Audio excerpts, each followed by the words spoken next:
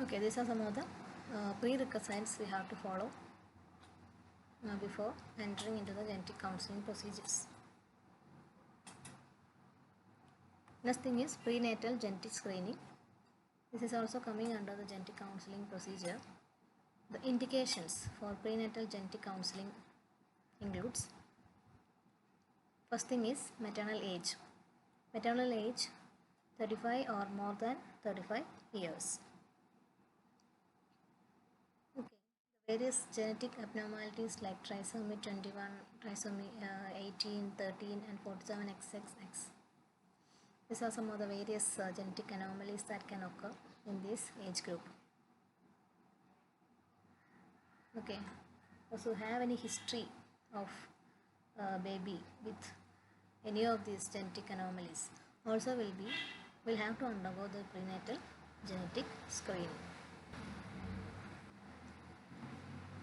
Then any family history of neural tube defects, not only in the previous baby, any such neural tube defects in their family, that history also we have to find out. If so, that their family members is having any such type of neural tube defects, also it's an indication to undergo the prenatal screening. And last one is the woman who had a history of previous delivery of a baby with any neural tube defects. These are some of the indications that we can see for the prenatal genetic.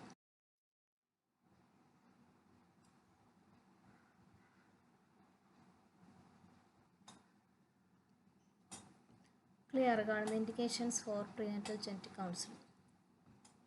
Next, these are some of the prenatal risk factors that can develop a baby with congenital malformations. Not only the chromosomal anomalies, any other congenital malformation like structural anomalies also can be resulting from these risk factors. Oligohydramnios, polyhydramnios, severe symmetrical fetal growth restriction, abnormal ultrasound findings, uncontrolled DM in periconceptional period. If their blood sugar level is not in a controlled levels. Any contact with infections, any torch infections or any other STDs or any other viral infection, bacterial infections contact. Then intake of teratogenic drugs, especially tetracycline. Tetracycline can lead to clubfoot in the fetus. Clubfoot. Then presence of soft tissue markers of chromosomal anomalies on USG. Okay, any detection of chromosomal anomalies as soft tissue markers in USG. Then abnormal serum screening, maternal serum screening. There are various tests that we have to undergo in the prenatal genetic screening that we will see later. So all these conditions like oligo, poly, then polyhydramnios, symmetrical IOGR, etc. we have seen already, the conditions we have already learned. Okay, how the babies can affected with any anomalies also we have seen in the complications while we learn the conditions. Okay, these are some of the prenatal risk factors where we can expect any anomalies in the fetus. Okay. Along with that, there are some other risk factors like previous child with chromosomal anomalies. Any history of their previous child with chromosomal anomalies.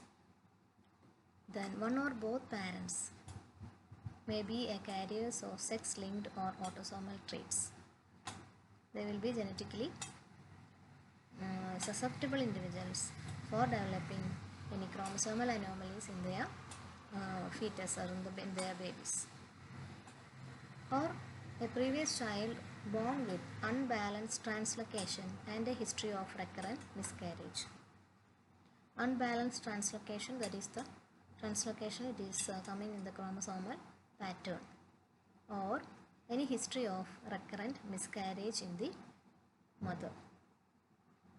A translocation of chromosomal pattern, that is unbalanced translocation means.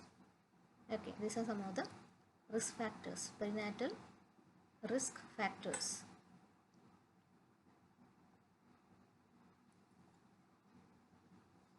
Then coming to the procedures for early detection of fetal genetic, chromosomal or structural abnormalities. First one is maternal serum alpha fetoprotein. Okay, maternal serum alpha fetoprotein.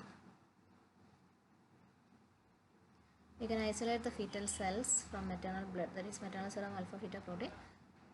If there is any abnormalities, any variations in the alpha fetoprotein levels, we can detect. If there is any deficiency in alpha fetoprotein, we can detect any structural or chromosomal anomalies. Next is Corione-Willis biopsy. Corione-Willis biopsy. Regarding all these, you have learned in detail, I think in the 4th unit. Okay, Corione-Willis biopsy also we are testing to identify the anomalies in the fetus. Next is triple test, that is maternal serum alpha fetoprotein, then unconjugated estriol. Unconjugated estriol we have to detect, then HCG, that is human chorionic gonadotrophin. This is triple test. The details of all these you have learned in the 4th unit. And next is quadruple test, that is maternal serum alpha fetoprotein, unconjugated estriol, then human chorionic gonadotrophin and inhibin A. So inhibin A is a hormone. It is released from the placenta. So we have to test the level of inhibin A present. Okay, as well as all other parameters levels like alpha fetoprotein, unconjugated estriol, then HCG, human chorionic gonadotrophin. If all these are not in adequate levels, we can expect some anomalies present in the fetus. Next is fetoscopy. We can do the fetoscopy, that is peri-implantation genetic diagnosis. Before the formation of fetus itself, we can do some investigations or genetic diagnosis. Those individuals with risk factors, we can do the procedure, that is blastomia biopsy, trough ectoderm biopsy and blastocyst biopsy. Through all these also we can detect some anomalies present in the future fetus. Okay, these all are the various processes through which a fetus is formed. Okay, from the blastomia, trough ectoderm and then to the blastocyst formation, we can do the biopsy. Okay, these are some of the procedures, that is maternal serum alpha fetoprotein, Corione-Willis biopsy, triple test, quadruple test and fetoscopy.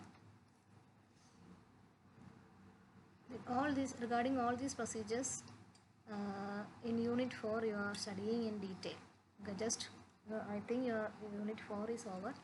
Just go through that unit. Okay.